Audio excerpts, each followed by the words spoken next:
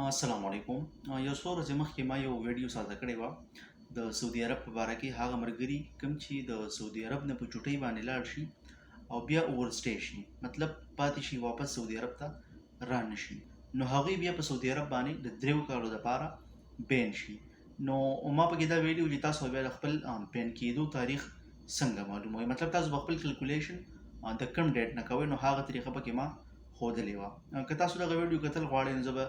ډسکرپشن کې لینک ورکړم، هغه کتی شئ. خو بیا زیاتره ملګرو زما نه په مسنجر کې او داسې تپوسونه شروع کړل چې هغه کسان کوم چې ډیپورټ شوي وي، کوم چې د سعودي عرب نه مطلب په څه کیس کې تللي وي یا د څه وجې د سعودي عرب نه ایستلی شوي وي، نو د هغې دپاره به څه طریقه کار وي، هغې به د خپل د بین کېدو تاریخ به څنګه ګوري. نو بیا پکې زیاتره ملګرو دا تپوس هم کړی وو چې یاره مونږ خو د سعودي عرب نه ډیپورټ شوي نه یي، خو مونږ خو په خپله باندې ځان دپاره د امبیسۍ نه آوټ پاس راغستی وو، ټیکټ هم کړی وو، د هغې نه علاوه مونږ نه شورتي نیولي وغیره وغیره خبرې داسې مطلب ما ته ډېرو ملګرو وکړل دي. نو ګورئ تاسو په دې باندې ځان پویه کوئ که تاسو د امبیسۍ نه آوټ پاس راغستی وي یا تاسو په خپل ټیکټ باندې تللي یې یا هره طریقه شوي وي، خو تاسو د څه وجې د سعودي عرب نه ایستلی شوي یې، ډیپورټ شوي یې، نو بس تاسو ډیپورټ یې، په دې کې بیا هیڅ هم نه کېږي. نو تاسو به اوس خپل دغه څنګه معلوموئ چې آیا موږ واپس سعودي عرب ته راتلی شو او که نه. نو ګورئ د دې دپاره آنلاین داسې څه پلیټفارم یا ویبسایټ نشته دی چې په هغې کې تاسو دا وګورئ چې مطلب د ډیپورټ کېدو نه پس تاسو واپس راتلی شئ او که نه. نو یو طریقه د هغې دا کیدی شي چې تاسو مطلب دلته په سعودي عرب کې داسې څوک موجود وي، رشته دار هم وي، ورور هم وي، هر څوک داسې وي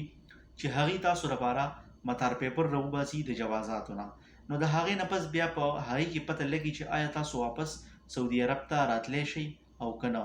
نو چې کله ستاسو مطار پیپر راوځي او په هغې کې تاسو ته مراحل لیکلی وي، نو بس بیا به تاسو مطلب کوشش نه کوئ د راتلو، ستاسو څه چانس نه سازیږي. که چېرته تاسو ته په دغې مطار پیپر کې مقیم لیکلی وي یا یې درته صالح لیکلی وي یا درته هدایه مفتوح لیکلی وي، نو د هغې نه پس بیا تاسو بغیر څه د مشکلاتو نه، بغیر د چا له د پیسو ورکولو نه یا ایجنټ له د پیسو ورکولو نه